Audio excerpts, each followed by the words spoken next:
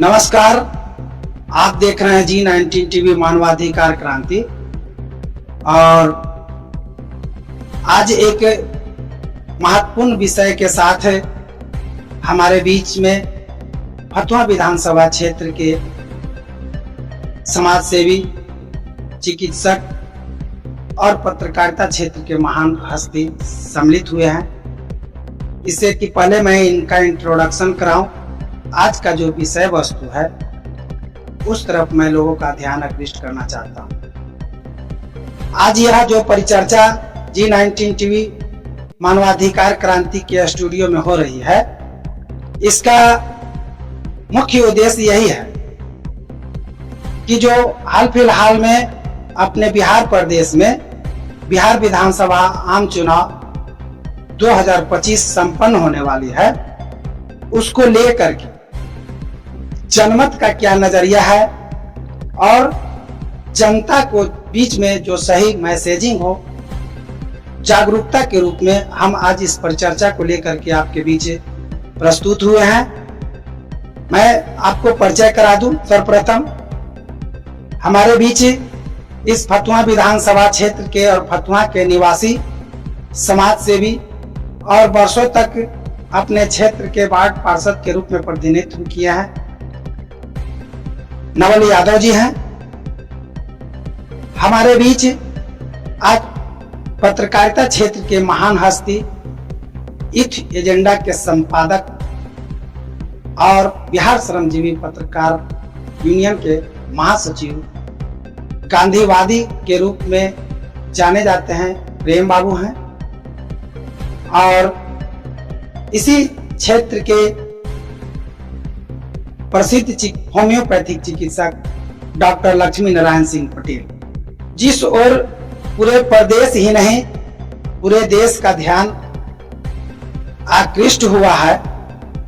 इस लोकतंत्र के महापर्व जो 5 वर्षों के अंतराल पर मनाई जाती है या आती है, और भारत के हर एक नागरिक जो जिनको मत देने का अधिकार है इसमें सम्मिलित होते हैं। तो इस लोकतंत्र के महापर्व में हम जानना चाहते हैं, सर्वप्रथम प्रेम बाबू से ही शुरुआत करेंगे कि बिहार विधानसभा आम चुनाव 2025 अब की बार किसकी सरकार? बिहार मुख्य रूप से लोकतंत्र का जननी है। यहाँ दुनिया का सबसे पहले लोकतंत्र स्थापित बिहार से ही हुआ और विधानसभा चुनाव बिहार में आगाज हो चुका है और 14 नवंबर के मतगणना का भी समय निर्धारित। यह जो आपका सवाल है कि अब की बार किसकी सरकार, यह बहुत ही बड़ा सवाल है। बिहार में जो अभी स्थिति है इसमें यह स्पष्ट कहना बहुत कठिन है कि किसका सरकार होगा, लेकिन जो माहौल बन रहा है कि यहाँ परिवर्तन का आगाज है। आज अगर कई नए राजनीतिक दल के कार्यक्रम में इतना भीड़ जुट रहा है और लोग उसमें शामिल हो रहे हैं, तो इसका असर विधानसभा चुनाव में दिखेगा। और वर्तमान जो एनडीए सरकार है इसके लिए ये बहुत बड़ी चुनौती है। और आप देख रहे हैं कि किस तरह से नीतीश कुमार जी और नीतीश जी हम लोग के काफी करीबी रहे हैं। हम लोग के साथ तो दरी पर बैठना, पैदल चलना और कई जगह हम लोग साथ रहे हैं और इस सैद्धांतिक व्यक्ति थे। लेकिन पता नहीं अब किस दबाव में ही है, क्या इनका सिचुएशन है कि आज ये वोट के लिए घूस बांट रहे हैं। ये जितना भी आप देख रहे हैं कि 10,000 महिला को दो, अभी इसको नौजवान को 1,000 महीना दो, शिक्षक को भी 10,000 दिया जा रहा है मोबाइल खरीदने के लिए, विकास मित्र को दिया जा रहा है कि तुम आईपैड खरीद लो, आईपैड लो। तो घूस दे के वोट लेना यह लोकतंत्र के लिए बड़ा खतरनाक स्थिति है और इससे स्पष्ट होता है कि सब कुछ अच्छा नहीं चल रहा है। बहुत बहुत धन्यवाद सर आपका। डॉक्टर साहब, अब की बार किसकी सरकार? अब की बार किसकी सरकार, यह बताना किन्हीं के लिए मुश्किल है। किनके दिल में, किनके सोच में क्या है, यह कैसे बता सकते। भाई किनका सरकार बनना चाहिए न बनना चाहिए सवाल भले ही हो सकता है। अब पीछे हटकर चले हम, भारत का दुर्दशा, बिहार का दुर्दशा कैसे सुधरेगा, कौन सुधारेगा।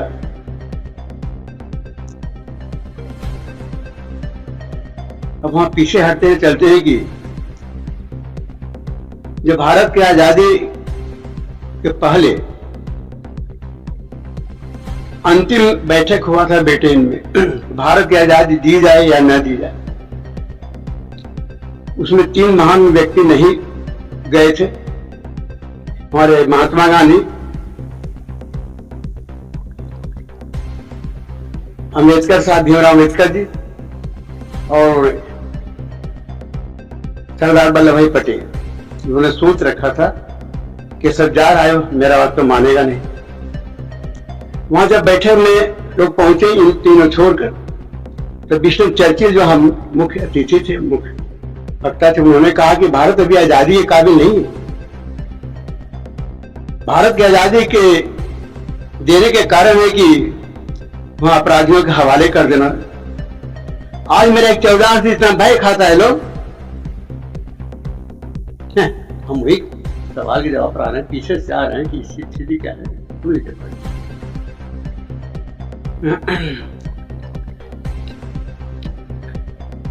मेरा एक 14 से जितना बड़े बड़े अपराधी भय खाता है, लेकिन जैसी आजादी मिलेगी तो लाशों की कतार सजेगी। बड़े बड़े अधिकारी से ये लोग भय नहीं खाएगा। और भ्रष्टाचार के बारे में बताया कि आज मेरा एक पुल, भवन आज ये 80 साल के लिए बनता है। 100, 125 वर्ष, 150 वर्ष के बाद भी सीना ताने हुए। लेकिन जैसी आजादी मिलेगा, आजादी मिलने के बाद सबसे पहला काम ठेकेदारी शुरू होगी। ठेकेदारी और ईमानदारी साथ नहीं चल सकता है। ठेकेदारी के कारण ये पुल बनते बनते ध्वस्त हो जाएगी, बनने के बाद ध्वस्त हो जाएगी, कभी समय पूरा नहीं करेगी। वहां उपस्थित लोगों ने कहा कि चाहे जो, मुझे आजादी चाहिए। आज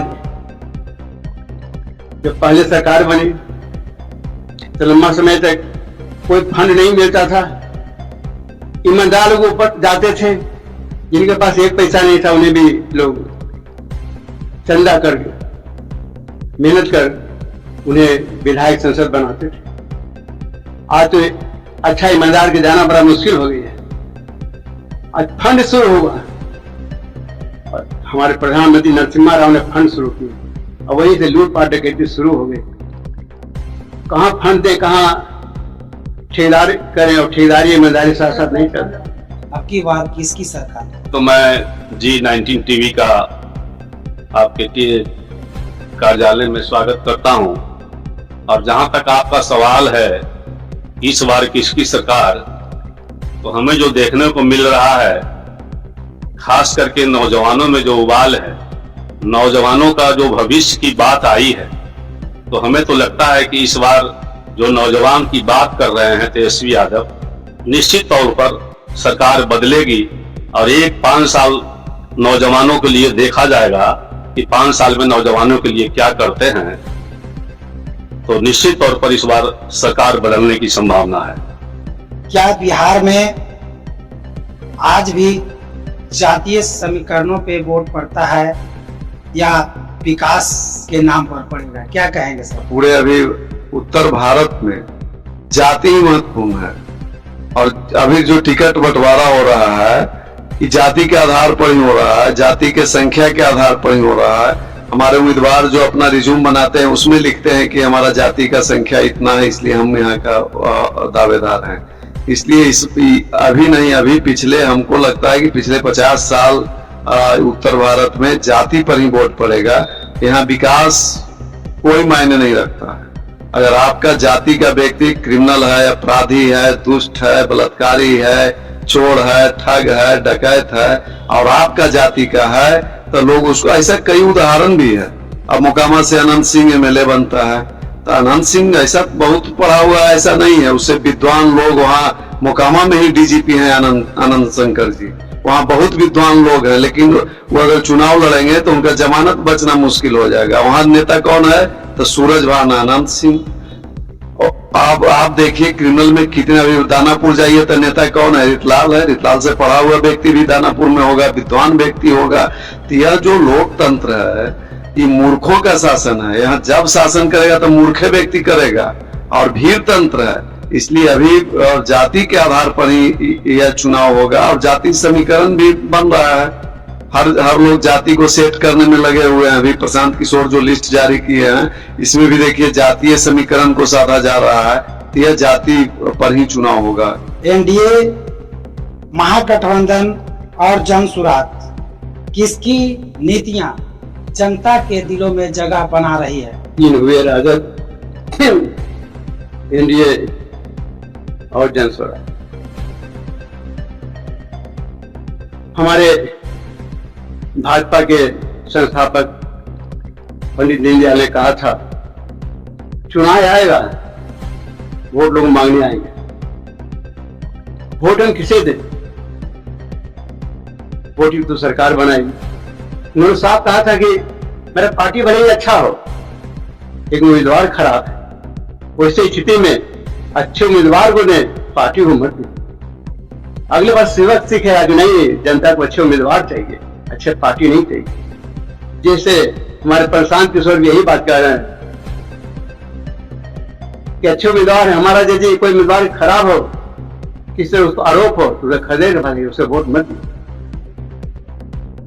वैसी स्थिति में पहला बार है पंडित दीनदयाल, दूसरा बार है हमारे जनस्वराज के संस्थापक। उन्होंने साफ कहा कि अच्छे आदमी को भेजें, हमारा उम्मीदवार यदि गलत है उन्हें मत भेजें। लेकिन यहाँ भाजपा जो बिहार के वो पंडित दीनदयाल की बात मानने पर तैयारी नहीं है। हमारा उम्मीदवार चाहे चोर हो, डकैत हो, गुंडा हो, बेईमान हो, आप उसी को वोट दें। वोट के निर्णय हम किए हैं, उसी को वोट दें, अपने मन से वोट मत।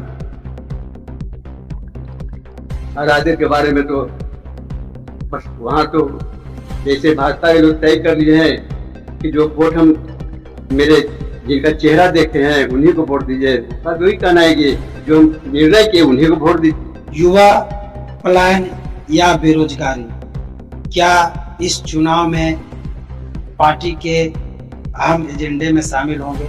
निश्चित तौर पर यह आपका जो सवाल है बिल्कुल जायज है। और जो अभी राष्ट्रीय जनता दल के जो मुख्य नेता आदरणीय लालू यादव के पुत्र तेजस्वी यादव ने कहा कि इस बार का चुनाव नौजवानों को पलायन रोकने पर मुद्दा हम बनाए हैं और बेरोजगारी कैसे दूर करें, यह मेरा प्रथम मुद्दा है। और इसी पर हम 5 साल चुनाव लड़के लोगों का काम करने का काम करेंगे। प्रेम सर ध्यान देंगे जी। क्या नीतीश कुमार का अनुभव या तेजस्वी यादव की युवा शक्ति जनता को कौन सी आकर्षित करेगी? बहुत महत्वपूर्ण आपका सुझाव है और हम तो पूरा जीवन यूथ के पीछे लगाए हैं और हमारा तो स्पष्ट मानना है कि जब 60 के बाद कोई व्यक्ति सिपाही नहीं रह सकता है, कोई चपरासी नहीं रह सकता है, कोई शिक्षक नहीं रह सकता है, तो कोई 75 साल का आदमी, कोई 77 साल का आदमी अगर मुख्यमंत्री और प्रधानमंत्री बना रहता है तो यह एक तरह से संविधान का भी उल्लंघन है। इसमें संविधान में संशोधन हो और नौजवान को मौका मिलना चाहिए। और खास करके तेजस्वी की बात है, कहाँ तक पढ़ाई की है तेजस्वी, 9वीं पास हैं कि फेल हैं इसमें हम नहीं जानना चाहते हैं, लेकिन हम विधानसभा के सत्र में रहते हैं और जो इस नौजवान का विजन है, जो जिस तरह से संबोधन करते हैं, ये कहीं ना कहीं एक ड्रेसिंग है और समाज में एक संदेश भी दिया। इन्होंने इंटर रिलीजन मैरिज किया और जात पात से ऊपर उठकर इन्होंने शादी करने का काम किया है, तो यह कहीं न कहीं समाज को जोड़ने का और समाज में परिवर्तन का ही आसार है। और लग रहा है, इस बार ऐसा लग रहा है कि बिहार के जनता बदलाव के मूड में है। डॉक्टर साहब, यह बतलाने का प्रयास करेंगे, बिहार की जनता बदलाव चाहती है या स्थिरता? यहाँ जो भी जनता है वो जनता चाहते हैं कि बदलाव हो। बदलाव किस स्तर पर हो, सबों के अलग अलग है, सबों कहें कि अपना अपना मेरा ही आदमी हो, बदलाव मेरा ही आदमी। बहुत बहुत धन्यवाद। क्या कहना चाहेंगे सर? जनता बदलाव चाहती है स्थिरता? देखिए, आपका जो भी क्वेश्चन पूछा जा रहा है बहुत महत्वपूर्ण क्वेश्चन है। तो निश्चित तौर पर जनता बदलाव चाहती है, लेकिन बदलाव चाहने के साथ साथ यह भी चाहती है कि आगे जो सरकार किया, हम लोगों के साथ जो बेईमानी किया गया जनता के साथ, खास करके किसान और नौजवानों के साथ, विद्यार्थियों के साथ, आने वाली सरकार बदलने के बाद इसकी गारंटी होनी चाहिए कि जो आए नौजवानों पर ख्याल रखे, किसानों पर ख्याल रखे, मजदूरों पर ख्याल रखे, तभी इनकी सरकार टिकाऊ हो सकती है। प्रेम बाबू, अगला सवाल हमारा रहेगा आपसे जनता के हित में। क्या जन सुराज जैसी नई राजनीतिक ताकतें बिहार के राजनीतिक संतुलन को बदल सकती है? हम एक पत्रकार हैं, निष्पक्ष पत्रकारिता करते हैं। यह जो दल है, हमें जैसा लगता है कि कहीं न कहीं भाजपा के इशारे पर काम कर रही है और इनको जो फंड मिल रहा है भाजपा से ही मिल रहा है और इनका एकमात्र ध्येय है बी टीम के रूप में काम कर रहे हैं। और प्रशांत किशोर एक व्यापारी हैं, हानि के लिए कोई काम नहीं कर सकते हैं। अगर एक अंगुली भी हिलाएंगे तो उसका ही शुल्क लेंगे। तो ये ऐसा कुछ है नहीं, लेकिन यह एक जानबूझ के इस तरह का। और एक तो बहुत और हमको लग रहा है, यह कहीं पिछले बार भाजपा चिराग को लाया था हनुमान बना के नीतीश जी को डैमेज करने के लिए, और इस बार प्रशांत को लाया गया है कि यह भाजपा नीतीश कुमार के पॉलिटिकल कैरियर को, जदयू पार्टी को समाप्त करना चाहती है। यह मानना है, देखिए जिद्दी व्यक्ति बड़ा गड़बड़ होता है। यह व्यक्ति बदले के भावना से काम कर रहा है कि नीतीश का पॉलिटिकल डेथ करा दें। और आप देखिएगा कि मैक्सिमम जो सीट जदयू का सीट है वहीं से प्रशांत किशोर अपना मजबूत उम्मीदवार, और जो बीजेपी जदयू का टिकट सीट काट सकता है, टिकट काट सकता है, उसी को उम्मीदवार बनाया जा रहा है। तो यह ऐसा कुछ होने वाला नहीं है। यह सिर्फ पिछले बार चिराग हनुमान थे मोदी जी का और इस बार प्रशांत हनुमान है मोदी जी का, इससे अधिक कुछ नहीं। नवल बाबू से जानना चाहेंगे, बिहार में कानून व्यवस्था और शिक्षा पर कौन सी पार्टी ठोस काम कर रही है? देखिए, ये बहुत कड़ा सवाल है और बहुत आसान भी है। आप देख रहे हैं कि बिहार में जो व्यवस्था है सरकार का, उसके अनुकूल काम नहीं हो रहा है। गुंडागर्दी चरम सीमा पर है और हर क्षेत्र में उन्हीं लोगों का बोलबाला है। हमारे जैसे पॉलिटिकल लोग उन्हीं लोगों के मारे हुए फिर रहे हैं। लेकिन इस उम्र में हम लोग जाएं तो कहां जाएं? निश्चित तौर पर सबसे पहले जो सरकार बने, सरकार बदले, तो इस पर क्राइम पर कंट्रोल होना चाहिए। क्राइम बहुत तरह के क्राइम है। आजकल के बच्चे लोग जो पढ़ लिख करके जो क्राइम कर रहे हैं, उसका मुख्य कारण है कि उसको रोजगार नहीं मिल रहा है, नौकरी नहीं मिल रहा, और जगह जगह पर हत्याएं, लूट, बैंक डकैती तरह तरह के हो रहे हैं। तो कोई भी सरकार आए, जनता को तो उसी में खुशी है कि जनता के पक्ष में काम करने का काम करे, बाजार में खुलकर आम चलने का काम करे। लोग सिर्फ बोल रहे हैं और पहले की बात बता रहे हैं। मैं ऐसा नहीं मानता हूं। जो सरकार आए, सबसे पहले क्राइम कंट्रोल करना पड़ेगा और उसके बाद नौजवानों की बात करना पड़ेगा। प्रेम बाबू हमारे इन सवालों पर ध्यान देंगे। क्या सोशल मीडिया प्रचार वास्तविक मुद्दे को पीछे छोड़ रही है? देखिए, डिजिटल युग है। इस डिजिटल युग में अब सोशल मीडिया अभी सबसे बड़ा मीडिया है। अब कोई व्यक्ति के पास समय नहीं है कि अखबार एक एक अक्षर पढ़ेगा, आपका पत्रिका पढ़ेगा, आपका टीवी पर न्यूज सुनेगा। हर व्यक्ति के हाथ में स्मार्ट मोबाइल है और कोई भी मैसेज मिनटों में वायरल हो रहा है और घंटों में पूरी दुनिया में फैल रहा है।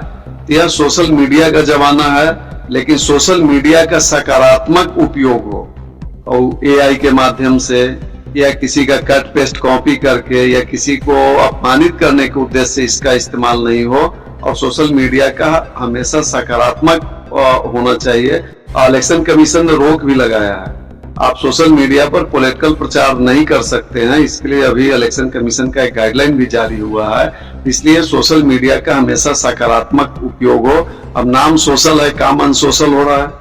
अभी आप सोशल मीडिया पर इतनी अश्लीलता आ गई है, इतनी तरह का अपमानित भाषा आ रहा है कि अब मोबाइल रखना और सोशल मीडिया देखना मुश्किल हो रहा है। तो यह बहुत दुर्भाग्यपूर्ण है, सरकार को इसको लेकर कठोर नीति बनानी चाहिए। लक्ष्मी बाबू ध्यान देंगे। मेरा यहाँ आज इस परिचर्चा का आखिरी सवाल होगा, बिहार का भविष्य किसके हाथों में सुरक्षित, पुराने नेता या नई सोच वाले नेता? आपने दो सवाल किए, पुराने नेता और नए नेता। पुराने तो बहुत से हैं, लगता है कब्र में ही जाकर के राजनीति से हटेंगे। तीन ठो जो एकदम है, एकदम लगता है कि सत्ता के पर ही हमारा मृत्यु हो। चाहिए तो नई उम्र का आदमी, इनमें अंदर से अन्याय के प्रति आक्रोश हो, सोच हो। तेजस्वी बारे में बताए, उम्र तो बहुत कम था, लेकिन कुछ काम तो ऐसा किए जो इतिहास बन गया। बहुत से यहाँ स्वास्थ्य मंत्री बने, अभी भी हैं, लेकिन 12 बजे रात को ही छापेमारी किया, बहुत सा भंडाफोड़ किए। तो 5-6 से नौकरी कराए, कभी गया ही नहीं, वेतन मिल रहा है, फिर करवाई भी। उम्र तो कम है। अभी मंगल पांडे शायद कभी अस्पतालों में गए, नहीं गए। उन्होंने एक बड़ा काम भी करके गए, तेजस्वी यादव, तो हर एक हॉस्पिटल में सुबह हॉस्पिटल खुलता है और 1 बजे बंद हो जाता है, इमरजेंसी तो चालू रहता है। लेकिन उन्होंने कहा कि नहीं, सेकेंड आवर में भी इलाज आप लोग के करना है। एक नई उम्र का करवा थे, लेकिन पुरानी उम्र का भी करवा सकते थे। लेकिन ये लोग कमाने खाने से कोई फुर्सत ही नहीं है कि और आगे पीछे सोचे। उनको तो कम होना चाहिए, सोच भी कम उम्र से कम सोच होता है। इससे बात वही लोग स्पष्ट है कि पूरा इतिहास बदल दिए तेजस्वी यादव। लेकिन सरकार कौन बनाए न बनाए, कौन अच्छा है, ये तो हम जनता के बात को तो किनके दिमाग में क्या तो नहीं बता सकते। प्रेम बाबू क्या कहना चाहेंगे, बिहार का भविष्य किनके हाथों में सुरक्षित है? देखिए, हम तो चाहते हैं कि चिराग को मुख्यमंत्री बनाया जाए। चिराग से अच्छा कोई सीएम कैंडिडेट नहीं है। पढ़ा लिखा है, दलित समाज से है और डायनेमिक है, लेकिन ये होने वाला नहीं है। भाजपा हमेशा चाहता है कि कमजोर मुख्यमंत्री हो, और भाजपा और भाकपा दो दल को आप छोड़ दें तो बाकी तो दल है ही नहीं, वो तो दलदल है, प्राइवेट कंपनी है, अब राजद है। ये लालू जी का लिमिटेड कंपनी है, इसमें अभी लालू जी राष्ट्रीय अध्यक्ष रहे, कुछ दिन के बाद तेजस्वी बनेंगे, फिर एक तेजस्वी का बच्चा पैदा लिया है, वो बनेगा। उसी तरह से अगर आप बहुजन समाजवादी पार्टी को लें तो मायावती हैं, फिर उनका भतीजा बना, फिर भतीजा के बेटा बनेगा। बाकी कहीं लोकतंत्र, जब पार्टी में ही लोकतंत्र नहीं है, जब पार्टी में ही टिकट लेने के लिए मोटा थैली की जरूरत है और पैसा दे के टिकट लिया जा रहा है सभी दल में, तो वहां जो साधारण कार्यकर्ता जो पूरा जीवन लगा दिया झंडा ढोने में, जो पूरा जीवन लगा दिया बैनर टांगने में, जो पूरा जीवन लगा दिया अपना नेता के जयकारा लगाने में, उसका क्या होगा?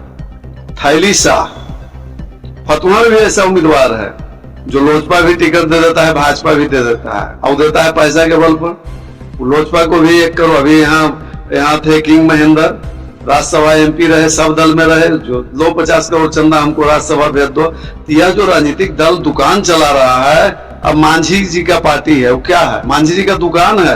दामाद मंत्री बन गया, दामाद को टिकट दिए, बेटा मंत्री है, समधीन को विधायक बनाया, तो MLA बन गया। अरे भाई तोरे परिवार खाली है, दुकान चिराग का भी है, चिराग भी दूध के धुले हुए नहीं है, उनका भी बहनोई बन गया, उनका भी मामू है, उनका भी भगना है, माने पूरा परिवार। इस तरह का जो ब्रांडेड कंपनी चल रहा है, हम आपके चैनल के माध्यम से देश के नौजवानों को, मतदाताओं को से आह्वान करते हैं कि वंशवाद, परिवारवाद और खास करके अपराधी, कोई भी क्रिमिनल अगर नॉमिनेशन करा रहा है, हम तो लिखे भी हैं, हमारा परसों सारा अखबार में भी आया था कि अपराधी को किसी हालत में राजनीतिक दल उम्मीदवार नहीं बनाए। लेकिन हम जानते हैं कि नवल भाई शरीफ आदमी है, इनके पास पैसा नहीं है, इन कभी MLA नहीं बन सकते हैं, कभी MLC नहीं बने, कारण की पार्टी में कहां से 50 करोड़ रुपया देंगे। यह जो फंडा है, फंडा को समाप्त किया जाए और चोर डकैत क्रिमिनल, अब सोचिए जिसको जेल में होना चाहिए, जिसको जेल का चक्की पीसना चाहिए, वो माननीय सदन में जा रहा है, माननीय बन रहा है। इस पर अविलंब रोक लगे और इसके लिए सभी जितने भी हमारे चैनल है, और देखिए लोग कहता है कि यूट्यूबर है, क्या करेगा, अभी सोशल मीडिया का जमाना है, आपका यह खबर लाखों लोग देख रहे हैं, यह एक क्रांति खड़ा होगा और निश्चित रूप से परिवर्तन होगा। और पढ़े लिखे नौजवान को नीतीश जी को अब आराम करना चाहिए। नीतीश जी क्यों इस जिद में आप पड़े हुए हैं भाई, अब थोड़ा, अरे ठीक है नाती पोता आपको नहीं हुआ है, बेटा के शादी कीजिए, परिवार बसाइए, पोता उता के साथ समय बिताइए, यह जीवन दोबारा मिलने वाला नहीं है। 20 साल आप मुख्यमंत्री रहे, काफी हो गया, अब ज्यादा मत इस सब फेरा में रहिए, आप घर जाइए, संन्यास लीजिए, कुछ भजन उजन में लगिए और नौजवान को आगे आने दीजिए। बहुत अच्छा सवाल है। धन्यवाद श्रीमान आपका। नवल बाबू, बिहार का भविष्य किसके हाथों में सुरक्षित है, पुराने नेता या नई सोच वाले? देखिए, ये आपका जो क्वेश्चन है बहुत ही महत्वपूर्ण क्वेश्चन है, लेकिन जहां तक हमारे प्रेम भाई ने बताया, हम दोनों आदमी का विचार अलग अलग हो सकते हैं, लेकिन काम तो एक ही कर रहे हैं, समाज को जोड़ने का काम कर रहे हैं। तो पुराने लोग चला चुके हैं और उनकी सोच और नौजवानी की सोच में काफी अंतर है। जैसा कि बताया हमारे भाई साहब ने कि आज इलेक्ट्रॉनिक मीडिया का युग हो गया है। पहले वाला बात नहीं है कि हम लोग पोल पर चढ़कर झंडा बांधते थे, अब तो मिनटों में ऐसा पोस्टर छप जाता है और तरह तरह की दीवार पर लग जाता है। तो इससे भी काफी प्रभावित हुआ है, प्रचलित हुआ है, और हमें तो लगता है कि नौजवान ही देश को आगे ले जा सकता है। और बाकी जहां तक रह गई कि हमारे जैसे बुजुर्गों के साथ भी वैसा व्यवहार न हो कि ताजीवन हम लोग आपके झंडा को ढोने का काम करें और अभी कतर के बीक दें। तो ज्ञान तो आपको मिला है, बुजुर्गों से ही मिला है, तो बुजुर्गों के साथ लेकर के नौजवान जो चलेगा वही आगे बढ़ेगा, यही मेरी शुभकामना है। धन्यवाद। दोस्तों, जैसा कि आपने देखा और सुना भी कि आज हमारे स्टूडियो में इस क्षेत्र के गण्यमान्य लोगों की उपस्थिति रही और इन्होंने अपने अनुभव और चेतना को और बिहार की जनता का एक मार्ग दिखलाने का काम किया है कि यह जो 2025 का जो विधानसभा आम चुनाव जो होने जा रही है, उसमें हम जनता को किस तरफ आगे बढ़ना चाहिए, किसको सपोर्ट करना चाहिए। फिर इसी तरह से मिलता हूं एक नए परिचर्चा के साथ, बने रहिए हमारे साथ। जय हिंद, जय भारत।